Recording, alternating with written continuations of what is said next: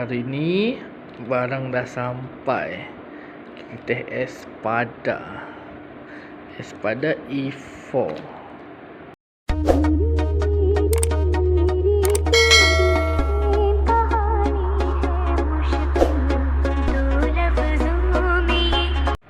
So hari ni kita unboxing Espada. So kalau Espada ni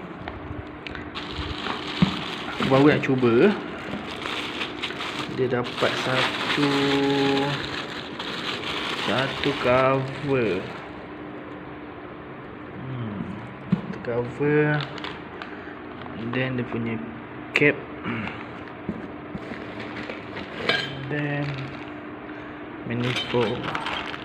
So yang ni aku pakai 30. Nampak saw. And then dia bagi nut, skru semua.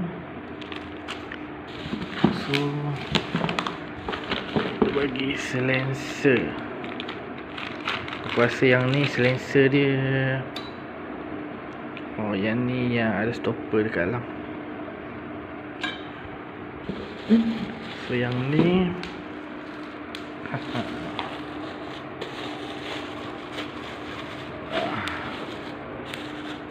betul.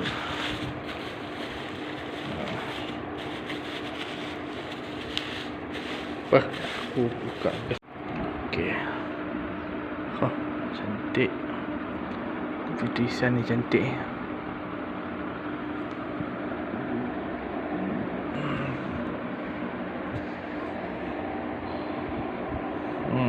Bapak besar.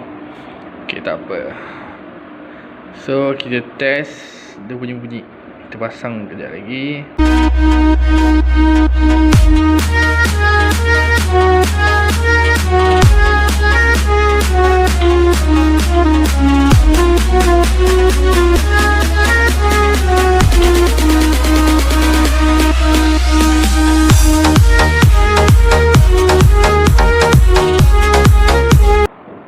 A few moments later.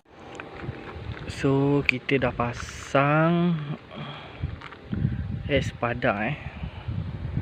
So yang ini dia punya manifold 30. So kita kasih dengan bunyi sikit.